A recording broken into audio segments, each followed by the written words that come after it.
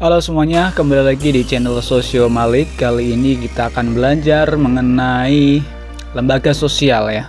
Dalam kajian sosiologi, kita sudah pernah belajar mengenai nilai dan norma, kita belajar mengenai sosialisasi, kita belajar mengenai konformitas dan perilaku menyimpang. Kali ini kita akan belajar mengenai lembaga sosial.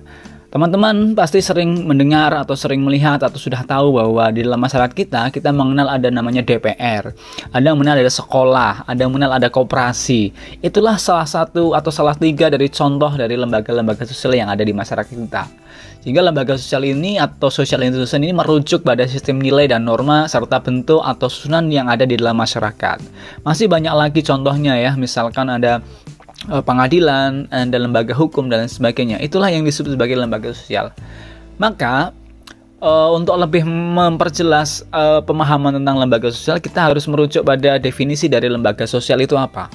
Lembaga sosial ini adalah seperangkat norma atau aturan yang dapat dibentuk, diubah, dan dipertahankan untuk mengatur hubungan antar masyarakat agar tercipta keteraturan atau ketertiban.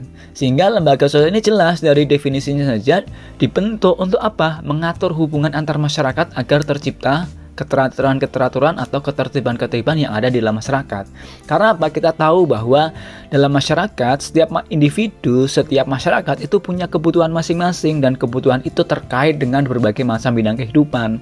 Sehingga bisa jadi antara kebutuhan satu masyarakat dengan masyarakat yang lain atau kebutuhan antara individu dengan individu yang lain seringkali berbenturan. Maka agar tercipta keteraturan dan ketertiban perlu ada perangkat norma atau perangkat aturan yang dibentuk untuk mengatur agar hubungan antar masyarakat yang berbeda kebutuhan atau hubungan antar masyarakat yang punya kebutuhan yang saling bersinggungan itu bisa berjalan dengan baik dan tidak terjadi benturan, tidak terjadi kekacauan dan lain sebagainya. Itulah lembaga sosial ya. Maka lembaga sosial itu fungsinya untuk apa? Nah, lembaga sosial itu ada salah satu fungsinya adalah yang pertama memberikan pedoman kepada masyarakat luas tentang bagaimana setiap individu itu harus bersikap ya. Jadi lembaga sosial ini memberikan pedoman ya, rambu-rambu bagaimana sih setiap individu harus bersikap sebagai bagian dari anggota masyarakat. Yang kedua, fungsinya adalah untuk menjaga keutuhan masyarakat yang saling berhubungan atau saling bersangkutan. Kita tahu bahwa konsekuensi dari hubungan antar masyarakat itu selain kemudian terjadi proses penyesuaian, adaptasi, tapi juga berpotensi terjadi masalah, terjadi konflik dan sebagainya. Untuk menghindari terjadinya konflik dan perpecahan itu, maka fungsi lembaga adalah untuk menjaga keutuhan masyarakat dengan aturan-aturan atau pedoman-pedoman yang sudah dibuat oleh lembaga sosial. Kemudian fungsi yang ketiga dari lembaga sosial apa? Memberikan arahan kepada masyarakat untuk dapat mengadakan sistem pengendalian sosial ya. Sehingga kita tahu bahwa pelaksanaan nilai dan norma tidak semua berjalan dengan baik, ada penyimpangan-penyimpangan, ada perilaku-perilaku yang tidak sesuai dengan nilai dan norma. Maka untuk mengendalikan agar perilaku masyarakat itu tidak menyimpang, maka lembaga sosial ini kemudian hadir dan berfungsi sebagai sistem pengendalian sosial. Yang tujuannya apa? Kembali kepada makna dari atau definisi dari lembaga sosial. Tujuannya adalah untuk menciptakan keserasian, keteraturan, dan ketertiban di dalam masyarakat. Itulah fungsi-fungsi dari lembaga sosial. Nah, untuk memperjelas pemahaman kita terhadap lembaga sosial atau untuk dapat mengidentifikasi itu adalah sebuah lembaga sosial atau bukan, maka kita lihat apa sih ciri-cirinya dari lembaga sosial. Ciri-ciri dari lembaga sosial yang pertama adalah biasanya lembaga sosial itu memiliki simbol. Ini sebagai ciri khas dari sebuah lembaga. Kita tahu misalkan setiap sekolah itu biasanya punya simbolnya masing-masing ya. Dalam pendidikan gitu ya, kita lihat ada simbol tentang Tuturi Handayani. Koperasi juga punya, sistem hukum juga punya simbolnya sendiri-sendiri. Bahkan sebuah negara juga punya simbol. Agama pun punya simbolnya masing-masing. Nah, seperti itu. Itu adalah ciri yang pertama. Yang kedua, lembaga sosial memiliki tata tertib dan tradisi. Artinya dalam lembaga itu punya aturan-aturan, punya kebiasaan-kebiasaan yang dilakukan secara terus-menerus atau berulang-ulang. Kemudian ciri yang ketiga, usianya lebih lama dari usia anggota. Artinya lembaga sosial itu pasti lebih dulu ada dibandingkan anggota, dan lembaga sosial itu akan bertahan lebih lama dibandingkan anggotanya. Anggota bisa jadi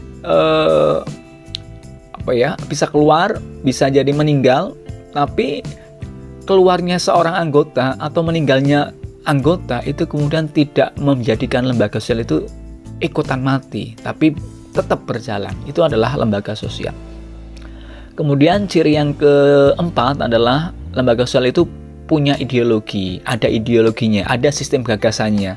Jadi ada pikiran-pikiran yang kemudian menjadi landasan berpikir, landasan bertindak dari sebuah lembaga sosial. Kemudian yang kelima, punya alat kelengkapan ya. Dalam lembaga misalkan punya ADART, punya struktur kepengurusan, kemudian ada sistem keanggotaan dan lain sebagainya. Itu adalah alat kelengkapan. Kemudian ciri yang terakhir adalah lembaga sosial mempunyai tingkat kekebalan atau daya tahan. Artinya lembaga sosial ini punya daya tahan untuk menghadapi tantangan-tantangan atau hambatan-hambatan yang ada di dalam masyarakat, baik hambatan dari dalam maupun hambatan dari luar lembaga sosial itu sendiri. Itulah ciri-ciri dari lembaga sosial.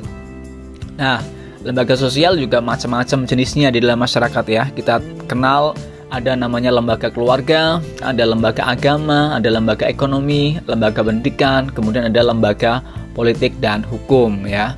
Misalkan lembaga keluarga, kita tahu bahwa salah satu atau institusi yang paling pertama yang dimiliki oleh seorang individu adalah pasti keluarga, karena keluarga ini adalah lembaga pertama yang dimiliki seorang manusia, seorang individu, sehingga lembaga keluarga ini menjadi lembaga yang penting karena disitulah tempat pertama kali diajarkan tentang nilai dan norma, aturan-aturan, dan pandangan-pandangan hidup sebagai individu maupun bagian dari masyarakat.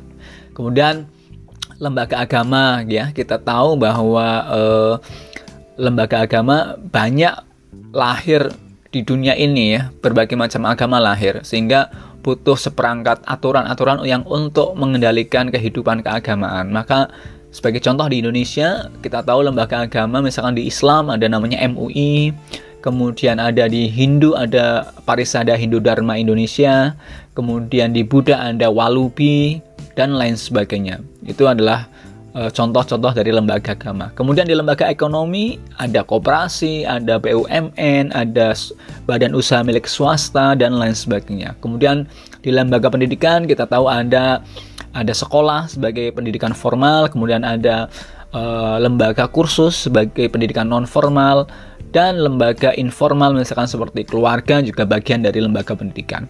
Kemudian ada lembaga politik dan hukum, kita tahu ada DPR, ada kepolisian sebagai lembaga hukum, ada kejaksaan, dan lain sebagainya. Itulah jenis-jenis dari lembaga sosial. Ya, saya pikir itu teman-teman terkait dengan penjelasan dari lembaga-lembaga sosial. Kita akan kembali membahas mengenai jenis-jenis lembaga sosial di video-video selanjutnya. Terima kasih.